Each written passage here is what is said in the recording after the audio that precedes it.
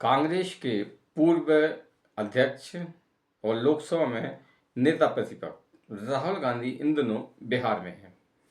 बिहार में कांग्रेस पार्टी एक पदयात्रा निकाल रही है।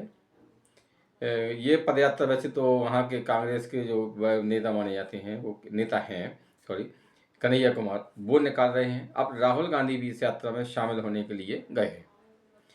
तो राहुल गांधी की अचानक बिहार में सक्रिय होने की वजह क्या है, डिटेल से इस वीडियो में हम आपको पूरी बात बताएंगे। आपसे वही छोटा सा निवेदन है कि चैनल को सब्सक्राइब करें, बेल आइकन प्रेस करें, वीडियो को लाइक एवं शेयर कर कमेंट्स बॉक्स में अपनी राय जरूर दें कि कांग्रेस से क्या बिहार में अपने दम पर चुनाव लड़ सकती है। कांग्रेस पार्टी पिछले काफ़ी समय से बिहार में अपनी सक्रियता दिखा रही है। इसके पीछे वजह भी जानना कठिन नहीं है, क्योंकि कांग्रेस पार्टी का जो बिहार में जो हालत है वो ऐसी है कि वो अपने दम पर चुनाव नहीं लड़ सकती। उसे लालू प्रसाद यादव की पार्टी आरजेडी का साथ चाहिए। अब आरजेडी वहाँ बड़े भाई की भूमिका में है, कांग्रेस छोटे भाई की भूमिका में है। तो कांग्रेस को आरजेडी एक तो सीटें माने ज़्यादा सीटें देती नहीं है, और अगर सीटें देती भी ऐसी सीटें देती है जिन पर कभी विपक्ष जीता ही नहीं है, यानी जिन पर भाजपा को और जेडीयू को बचत से उन्हीं सीटों को कांग्रेस से पकड़ा जाता है। पिछली बार विधानसभा चुनाव में आरजेडी ने कांग्रेस के साथ यही किया। कांग्रेस को कहने को तो 70 सीटें दी, चुनाव लड़ा कांग्रेस ने, लेकिन अधिकांश सीटें ऐसी थीं कि जो कभी कांग्रेस जीती ही नहीं। तो नतीजा जो पहले से तय था वही हुआ, कांग्रेस से हार गई।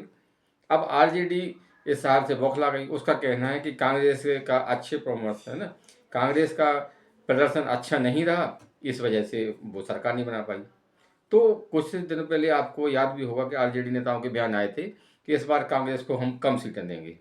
अब कांग्रेस ये बात अच्छी तरीके से जानती है कि अगर हमें लालू प्रसाद यादव से सौदेबाजी करना है तो उसके लिए अपनी ताकत दिखानी होगी, और बस इसी राह पर कांग्रेस बिहार में चल पड़ी है। तो बिहार में इन दोनों कांग्रेस की सक्रियता कुछ ज़्यादा ही देखने को मिल रही है। ऐसी भी खबरें आ रही थी कि आरजेडी के साथ में अगर सीटों का सही शॉट बंटवारा नहीं हुआ, या सीटें जो जितनी कांग्रेस चाहती है नहीं दी, तो कांग्रेस अकेले भी चुनाव लड़ सकती है। खैर, जो कांग्रेस अकेले चुनाव लड़ेगी या आरजेडी के साथ गठबंधन में चुनाव लड़ेगी, ये तो विधानसभा चुनाव के पहले, तो विधानसभा चुनाव के आसपास ही पता पड़ेगा। लेकिन कांग्रेस की सक्रियता से आरजेडी परेशान है, क्योंकि आरजेडी को ये बात अच्छे से समझ में आ गई है कि कांग्रेस उनके ऊपर दबाव बना रही है। नहीं तो कांग्रेस का जो पूरा शक्ति प्रदर्शन बिहार में शुरू हुआ है पदयात्राओं के नाम पर, और तमाम तरह की बयानबाजी वहाँ के नेता कर रहे हैं, वो आरजेडी पर दबाव बनाने की एक रणनीति है।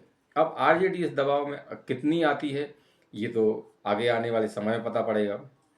लेकिन आरजेडी के कांग्रेस की सक्रियता से इसलिए भी परेशान है क्योंकि आरजेडी को लगता है कि अगर कांग्रेस इसी तरह सक्रिय रही तो हो सकता है कि मुस्लिम वोट उसकी तरफ ही नखसक जाए, यानी कुछ। और कांग्रेस की अब पूरी स्ट्रेटजी पूरे देश में यही है कि कांग्रेस अपने आप को मुस्लिम लीग बनने की कोशिश कर रही है। यानी कि कांग्रेस मुस्लिम लीग बनने की कोशिश में है कि किसी भी तरह से हम सबसे ये क्षेत्रीय दल हैं उनसे भी आगे तुष्टीकरण में निकल जाएं, और मुसलमानों को ये लगे कि कांग्रेस हमारी भी सबसे बड़ी हितैषी पार्टी है। अब मुसलमान क्या सोचते हैं कांग्रेस के बारे में, ये तो चुनाव में आपने देखा होगा। दिल्ली में कांग्रेस का क्या हाल हुआ सभी जानते हैं, हरियाणा में क्या हाल हुआ, महाराष्ट्र में क्या हाल हुआ सबको जानते हैं।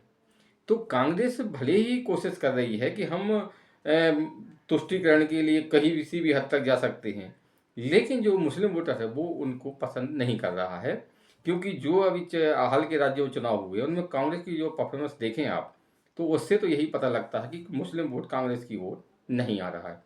और कांग्रेस भी ये बात अच्छी तरह समझती है, इसलिए वो अपनी सहयोगी दलों पर दबाव बनाने के लिए इस तरह की शक्ति प्रदर्शन करती है।